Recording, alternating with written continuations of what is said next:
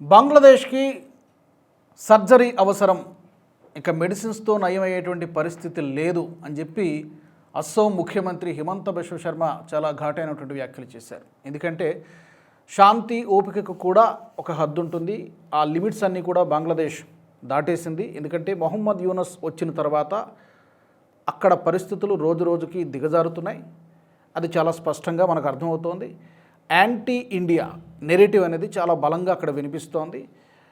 ముఖ్యంగా అక్కడ ఉన్నటువంటి ఎవరితో చేతులు కలుపుతోంది. 1971లో భారత్ పెట్టినటువంటి భిక్ష కారణంగా బంగ్లాదేశ్ ఏర్పడింది. ఒక యుద్ధం చేసి ఆ ప్రాంతాన్ని ఒక ప్రత్యేక దేశంగా ఏర్పాటయ్యేలా చేసింది భారత్. దాడులు చేసింది ఎవరు? పాకిస్తాన్. కానీ ఈ రోజున అదే పాకిస్తాన్తో అంటగాగుతూ, పాకిస్తాన్ మిలిటరీతో, పాకిస్తాన్ ఐఎస్ఐతో అంటగాగుతూ భారత్కి వ్యతిరేకంగా నెరేటివ్స్ బిల్డ్ చేస్తోంది ఇప్పుడున్నటువంటి బంగ్లాదేశ్. సో ఇక లాభం లేదు, ఇక మెడిసిన్స్తో నయమయ్యేది కాదు, ఇది డెఫినెట్గా సర్జరీ శస్త్రచికిత్స చేయాల్సిందని చెప్పి హిమంత బిశ్వ శర్మ మాట్లాడారు.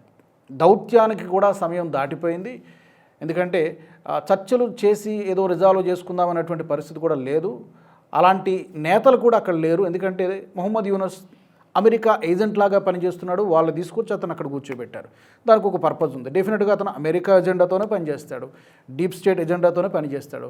భారత్తో సత్సంబంధాలను నెలకొల్పడానికి ఏమాత్రం అతను ఎప్పుడూ ప్రయత్నాలు చేయలేదు, ఇప్పుడు కూడా చేస్తాడని అనుకోవడానికి లేదు. కాకపోతే ఇక్కడ భారత్ ఆందోళన చెందాల్సినటువంటి విషయము మరొకసారి హిమంత బిశ్వ శర్మ గారు కూడా మాట్లాడారు. పశ్చిమ బెంగాల్లో ఉన్నటువంటి సిలిగురి చికెన్ నెక్ కారిడార్ అత్యంత భారత్కి చాలా సెన్సిటివ్ జోన్. అది ఒక విధంగా ఇదే సిలిగురి చికెన్ నెక్ కారిడార్ని ఉద్దేశించి బంగ్లాదేశ్ మనల్ని భయపెడుతూ ఉంటుంది. ఎందుకంటే చాలా సన్నని ప్రాంతం అది, 20 నుంచి 22 కిలోమీటర్ల వెడల్పు గల ప్రాంతం అది. అక్కడ చుట్టూ కూడా మనకి నేపాల్ ఉంటుంది, భూటాన్ ఉంటుంది, బంగ్లాదేశ్ ఉంటుంది.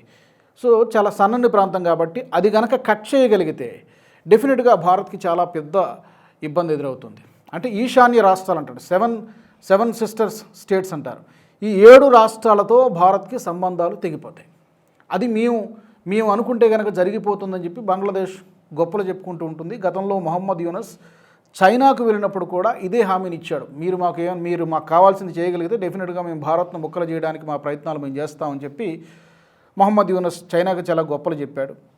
దీన్ని భారత్ కూడా చాలా తీవ్రంగా ఖండించింది. ఈ మధ్యకాలంలో గ్రేటర్ బంగ్లా అనేటువంటి పేరుతో పశ్చిమ బెంగాల్ని, అలాగే ఈశాన్య రాష్ట్రాలు, భారత్తో కొంత భూభాగాల్ని, కొన్ని రాష్ట్రాలని కలిపేసుకుని గ్రేటర్ బంగ్లాదేశ్ అనేటువంటి ఒక మ్యాప్ను కూడా వాడు విడుదల చేయడము, పాకిస్తాన్ నుంచి వచ్చినటువంటి జనరల్కి ఆ మ్యాప్ను గిఫ్ట్గా ఇవ్వడము, ఇదన్నీ కూడా కేవలం భారత్ని రెచ్చగొట్టడానికి చేసేటువంటి చర్యలే అనేది చాలా స్పష్టంగా అర్థమవుతుంది.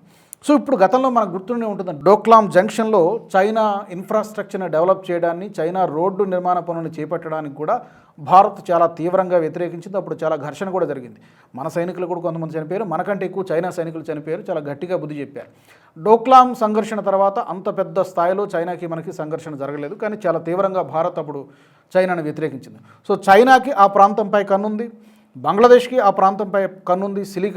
సిలిగురి చికెన్ నెక్ కారిడార్ని దిగ్బంధం చేస్తే, లేకపోతే కట్ చేస్తే భారత్ను మనం ఇబ్బందులకు గురి చేయొచ్చు, భారత్ను మనం ముక్కలు చేయొచ్చు అనేటువంటి ఎజెండాతో ఇవన్నీ దేశాలు కూడా పనిచేస్తున్నాయి. చైనా, అమెరికా, బంగ్లాదేశ్, పాకిస్తాన్, 4 శత్రువులు అక్కడ పనిచేస్తూ ఉన్నారు. సో దీన్ని తిప్పికొట్టాలంటే భారత ప్రభుత్వం చాలా చాకచక్యంగా వ్యవహరించాల్సినటువంటి అవసరం ఉంది.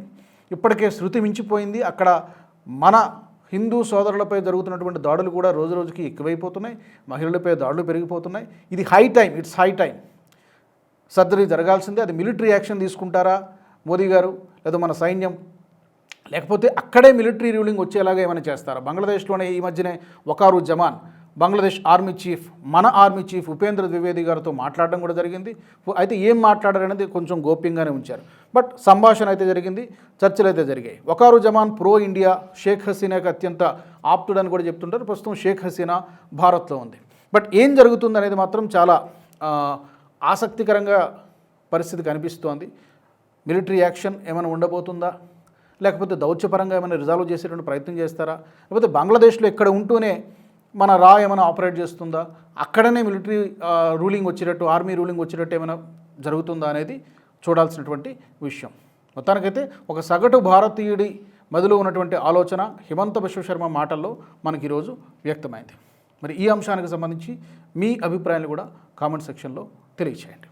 ఈ వీడియో మీకు నచ్చినట్టయితే లైక్ చేయండి, 10 మందికి షేర్ చేయండి. అలాగే కామెంట్ల రూపంలో మీ అభిప్రాయాలను మాతో పంచుకోండి. Nationalist hub group of channels ను సబ్స్క్రైబ్ చేసుకుని తెలుగునాట జాతీయవాద జర్నలిజాన్ని ప్రోత్సహించండి. ఈ వీడియో కింద ఉన్న బెల్ ఐకాన్ పై క్లిక్ చేయడం మర్చిపోవద్దు.